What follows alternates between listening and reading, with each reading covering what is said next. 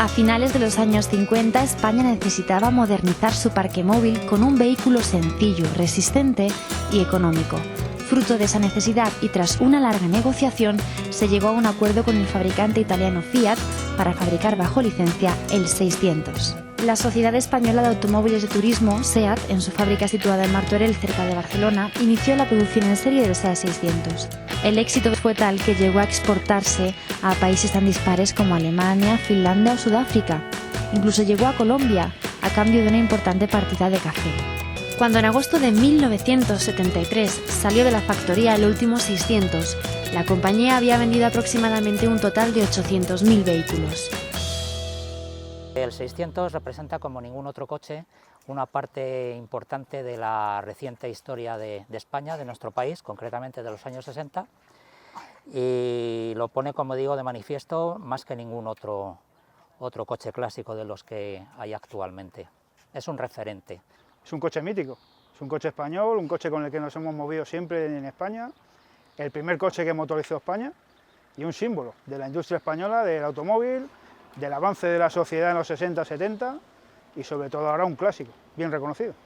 Lo que dio a España en su momento, que fue el que empezó a mover a la gente en aquellos tiempos para irse de vacaciones, empezar a moverse, y fue lo que dio un impulso a España en aquellos tiempos. Para la clase media fue pues como ahora la gente que tiene un Porsche tiene, para nosotros llegaba el 600 y para nosotros el ir en él era la mayor alegría del mundo. Compró mi hermano un nuevo para él y entonces le usaba yo y aprendí yo a conducir con él sin carnet ni nada, con 15 años. Por las tierras. Es un coche que ha sido de las familias españolas durante los años 60 y 70, entonces todo el mundo tiene su historia, todo el mundo tiene su recuerdo y bueno, no puedes comparar un Ferrari, que bueno, sí, es un supercoche, pero claro, el 600 te transporta a otra época. La historia de este 600 yo lo compré hace unos 27, 28 años en Ávila capital. Al familiar que yo se lo compré, que no fue directamente, era un familiar del propietario. Y me contó la historia que este 600 lo adquirió él obligado porque el 600 normal, que no era descapotable, no le avisaban para comprarlo, porque no había stock suficiente para la demanda que había. Y entonces le ofrecieron este coche. Y dice, bueno, pues como el otro no me llega, voy a coger el descapotable. Y lo adquirió así. Pero aparte de eso, que había su recomendación que entonces, pues este señor me parece que era maestro o el veterinario de Ávila. O sea, que tenía preferencia. Con el primer dueño me lo encontré en Laguna de Duero, en una concentración que asistimos. Y pues nada, que el hombre pues, es un hombre que ya estaba jubilado y residía en Benidorm y vino a pasar unos días a Valladolid y dio la casualidad que vio el coche suyo, con el primero que compró él. Y se emocionó, se sacó fotografías con su mujer y bien. Sí, estuvimos hablando de lo que le valió 69.000 pesetas, dijo, con el depósito lleno de gasolina. Estos coches marcaron mucho porque, como digo, forman parte de lo que es la historia reciente de España y no había tantos, se vivía de otra manera y no había tantos coches como hay ahora, ni tanta variedad. Entonces, bueno, pues era un símbolo, marcaba mucho, llamaba mucho la atención y era sobre todo, era un objeto de deseo, de envidia. Nació príncipe, murió rey y es un hito de la historia de España.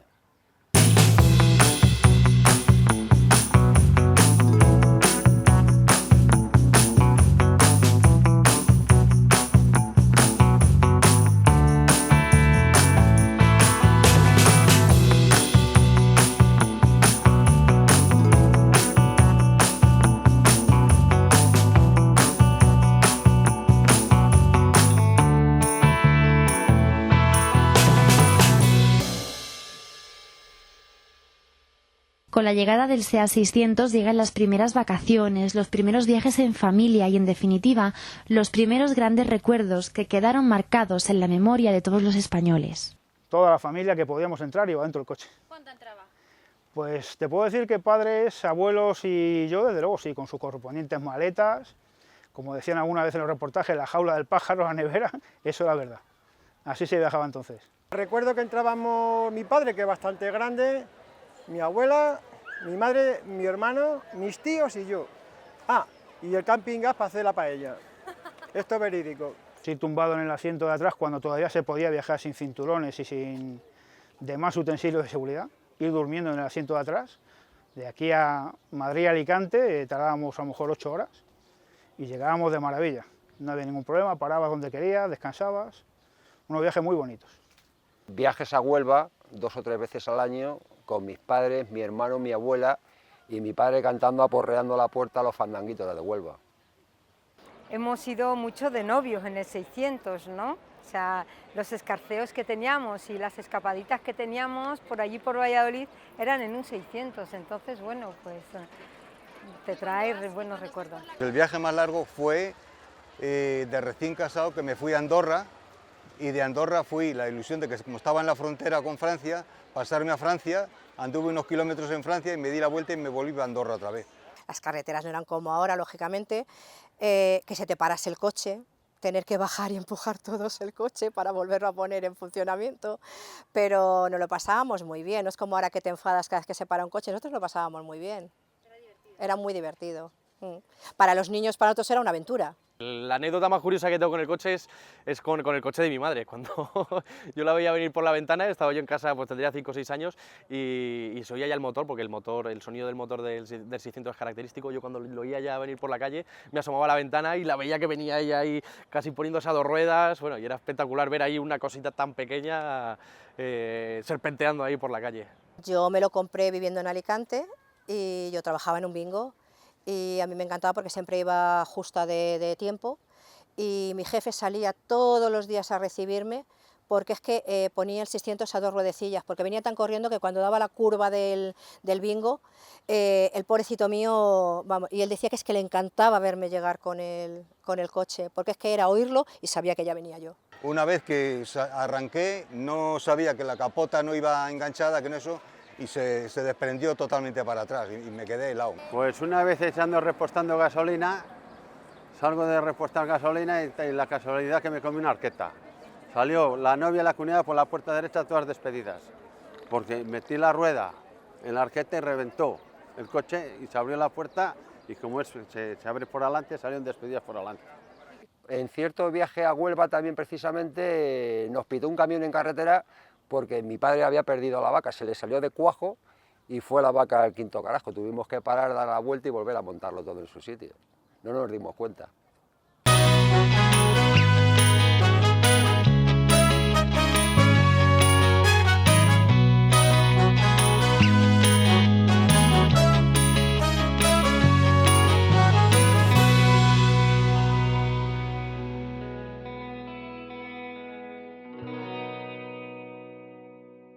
Las mujeres hacen acto de presencia por primera vez en el mundo del automóvil.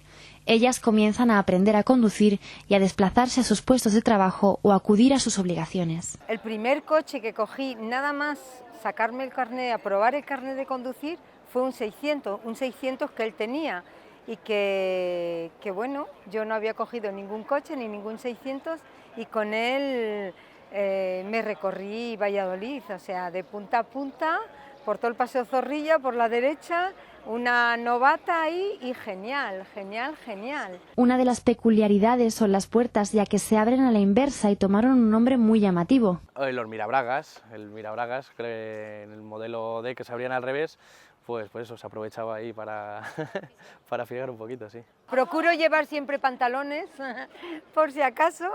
Los SEAT 600 carecen de algunos de los avances tecnológicos de los que hoy en día disfrutamos. La dirección asistida es inexistente, haciendo que los conductores tengan que aplicar más fuerza en los giros del volante. Está muy bien logrado porque date cuenta que lleva todo el peso atrás el coche. Entonces adelante, al llevar muy poquito peso, la dirección asistida no hace falta. Tú lo mueves con una sencillez total. Es una cremallera muy sencilla, que no hace falta mover nada de peso. Adelante nada más que lleva de peso las ballestas y el depósito de gasolina. Es lo que más puede influir en la dirección.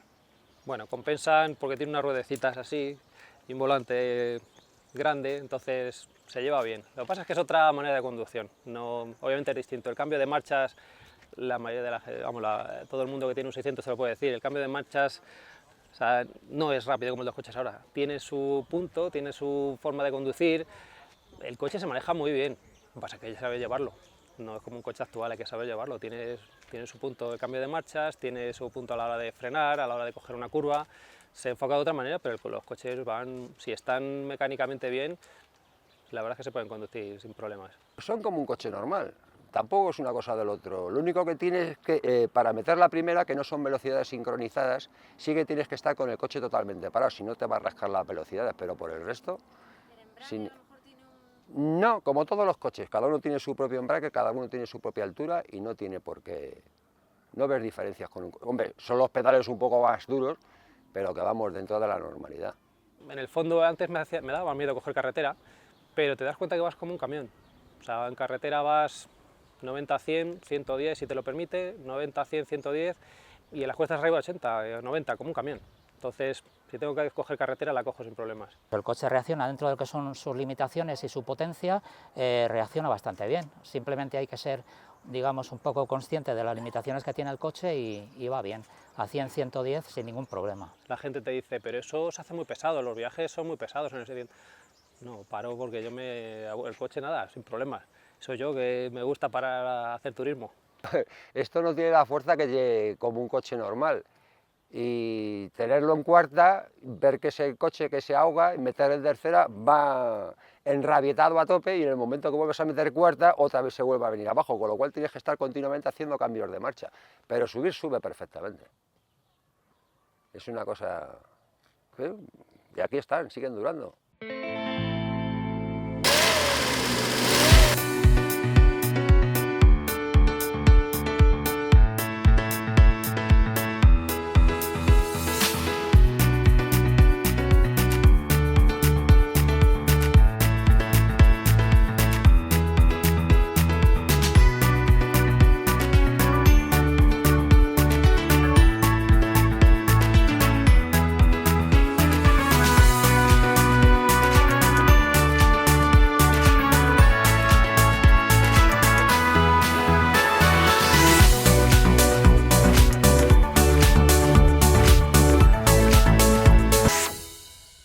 Otro de los recuerdos más vivos es la calentura que sufría el motor y el asfixiante ambiente que se vivía dentro de una de estas joyas de la automoción. Estos coches lo que tiene que, como tiene el motor detrás, el problema precisamente lo tiene la refrigeración.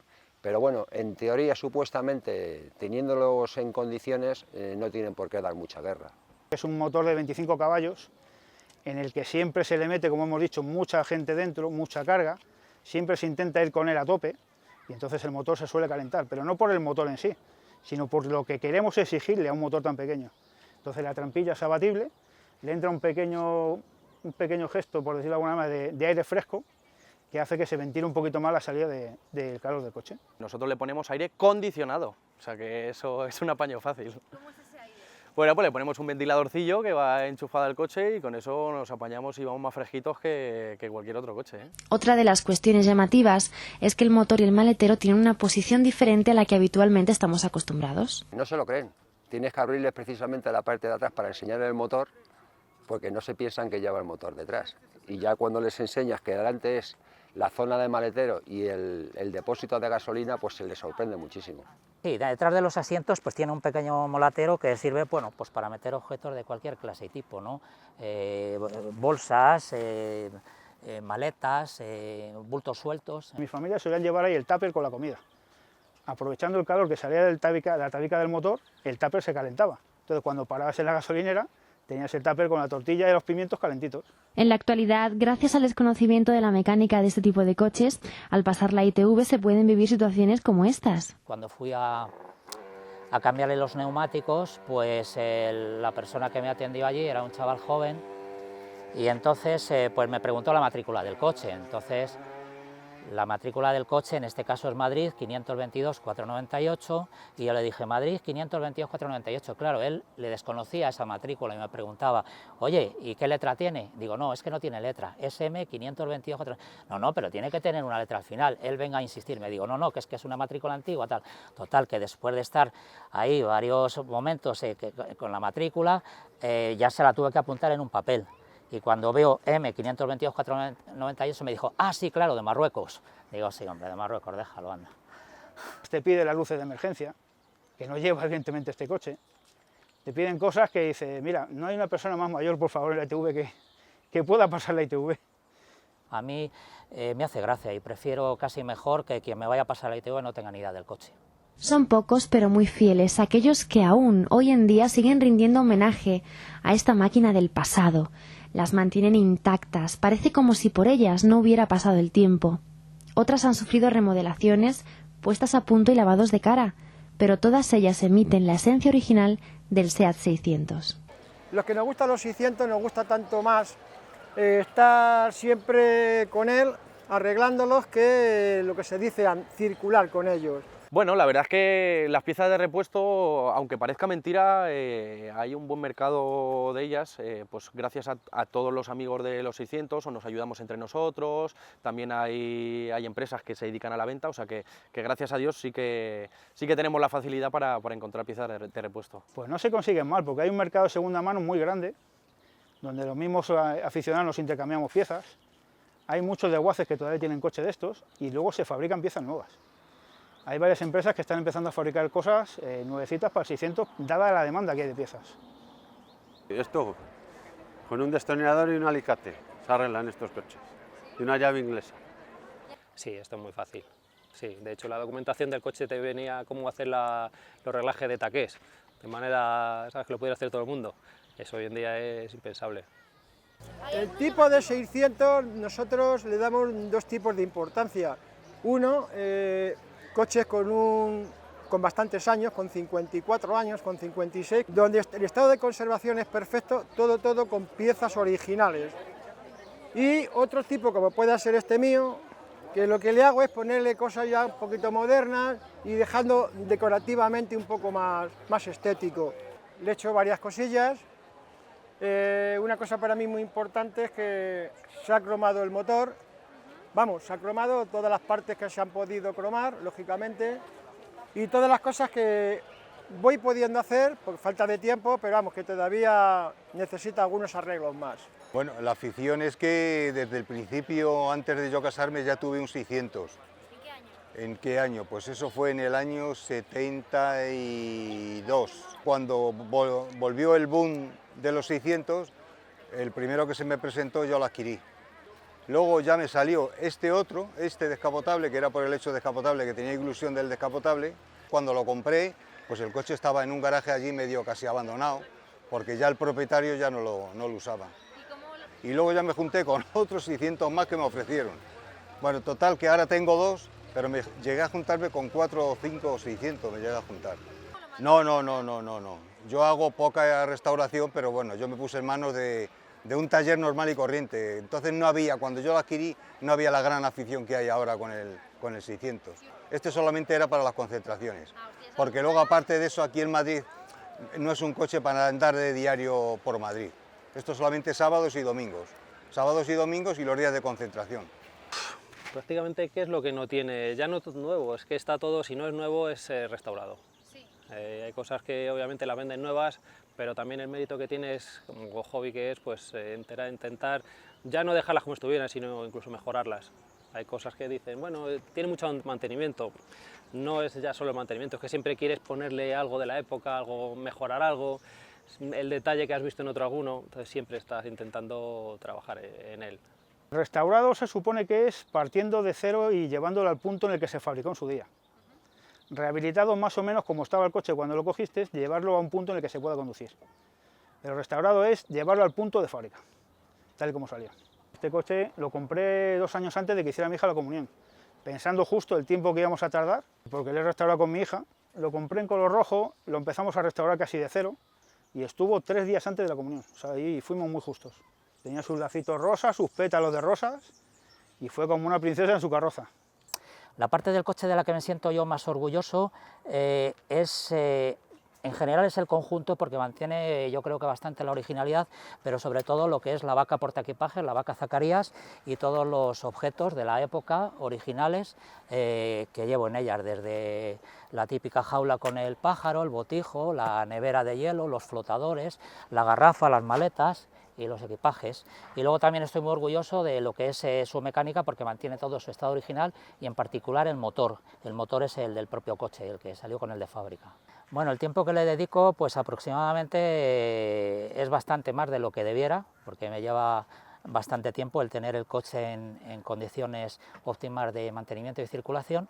Yo podría decir que un término medio aproximadamente de unas 2 o 3 horas todas las semanas, de alguna u otra manera siempre le he hecho, haciéndole cosas. La parte del coche que más me gusta es el frontal, porque tiene una especie de carita de buena persona, como el que no ha roto nunca un plato, y la verdad es que es una parrilla espectacular, vamos. No hay más que verlo para enamorarse de él. Este coche venía de un color marrón cuando lo compré. Lo que pasa es que mi padre en su tiempo tuvo un SEAT 600 exactamente igual y lo he querido recrear tal y como lo tuvo mi padre en su momento. Bueno, pues yo me saqué el carnet de conducir y al poco tiempo obviamente me lo compré. El amor que tenía con los 600, me compré antes este que el coche particular. El frontal. Los faros pequeñitos, la forma redondeada que tiene. Es un hobby caro hasta el punto que te lo quieras poner tú y lo que quieras pagar tú. Está claro que si quieres tener una restauración y una cosa magnífica es un hobby caro, pero bueno, es un hobby yo creo que para todo el mundo prácticamente. Eso es, depende de dónde te pongas tú los límites. Tienes varios precios, les tienes para reconstruir, que a lo mejor lo encuentras por 1000 euros. Y ya reconstruido, pues hay varios precios, que te puede valer desde 6000 para arriba. Sí. Ya esos son los buenos. Pero vamos, uno así restaurado ya así un poquito, de 3000, 4000 euros ya le encuentras.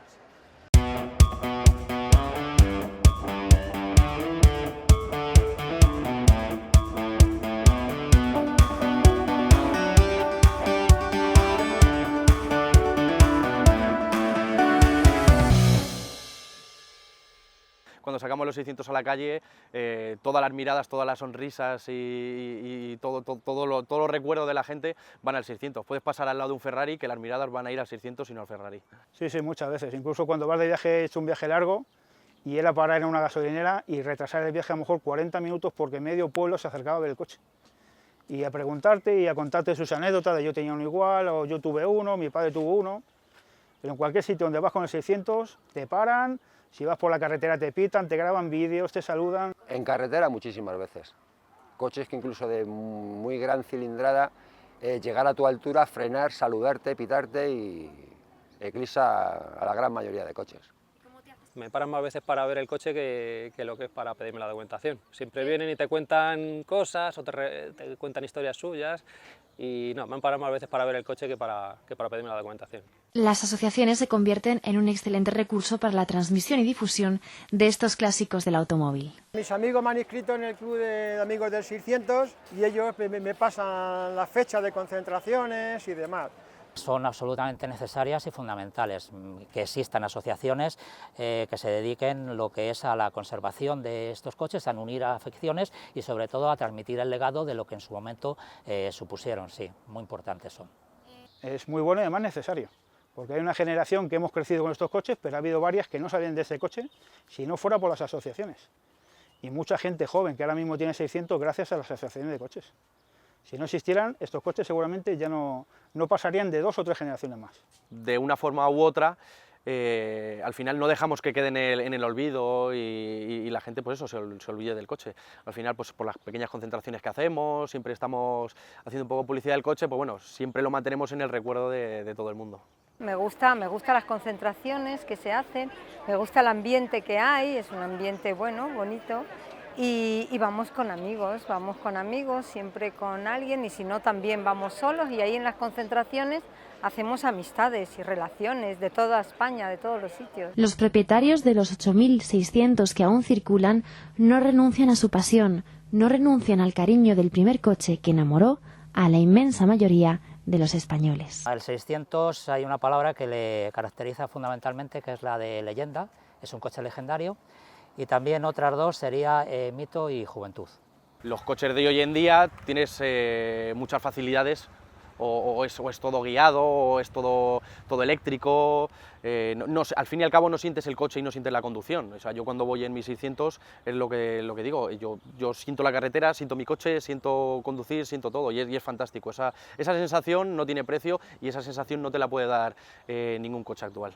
Tengo un Peugeot 307, que me perdonen el Peugeot, pero este, mucho mejor. ¿Qué? El Peugeot 307 es un coche que me lleva y me trae. Este lo conduzco. En este coche te sientas y tú sientes el coche. Coges el volante y sabes que estás conduciendo. En el otro es más plástico, es más frío.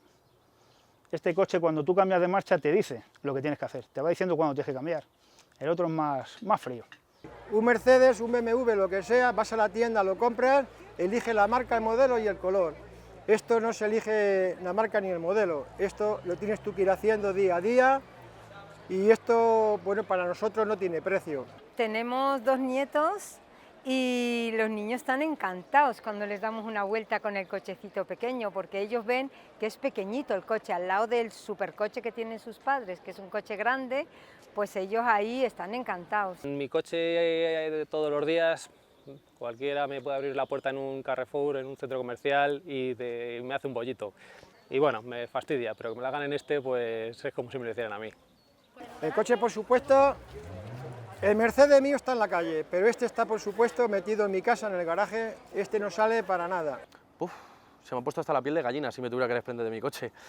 Pues la verdad es que no quiero ni pensarlo, no creo que eso pase, no creo que eso pase. Si tuviera que desprenderme de mi coche, sería como quitarme una parte de mi vida, diría yo. Mal, muy mal, fatal. Me desprendería de cualquier cosa, entre comillas, antes que del coche. Hay muchas cosas que me sobran en la vida y esta, de luego, no es una de ellas. Pues una pena muy grande. Este va conmigo ya hasta los finales. Me desprenderé de otras cosas, pero esto desde luego no. El verbo vender, con lo que se refiere al 600, yo no lo conjugo. Para que se conserve el SEAT 600 es necesario que se lleven a cabo una serie de medidas para la ayuda a la conservación. Y el problema de la ITV también, otro problema, que es un coche que, por ejemplo, este coche de ITV a ITV ha recorrido lo mismo 200 kilómetros o 300 kilómetros. Que no da tiempo a que se averíe, ¿no? Que nos lo respetaran un poco. Hay algunas que son un poquito ambiguas. Por ejemplo, este coche no te dejan que un menor vaya sentado en el asiento de delante, pero sin embargo no lleva cinturón trasero. Con lo cual la legalidad está contradiciéndose a sí misma. La persona iría más segura adelante con un cinturón que atrás sin cinturón. Yo lo que quisiera decir también es un llamamiento a las administraciones, fundamentalmente las administraciones locales, los ayuntamientos, que nos den algún tipo más de facilidades en cuanto al mantenimiento de estos coches, por ejemplo, la exención del impuesto municipal de circulación, ¿no? Que lo que se tiende ahora mismo, por ejemplo, la limitación de la circulación en Madrid y Barcelona para vehículos de más de 20 años, en fin, que estos coches, o sea, no es solamente un coche en sí, sino que representa una parte importante, un legado a transmitir, y eso lo saben los ayuntamientos, porque de hecho muchos de ellos en las fiestas locales, patronales, pues siempre hacen convocatorias, concentraciones de coches clásicos, porque entienden que es un llamamiento, porque los coches se atraen. Entonces, de la misma manera que ellos se benefician de esa atracción que supone para el ayuntamiento el ir con estos coches a unas fiestas patronales, por ejemplo,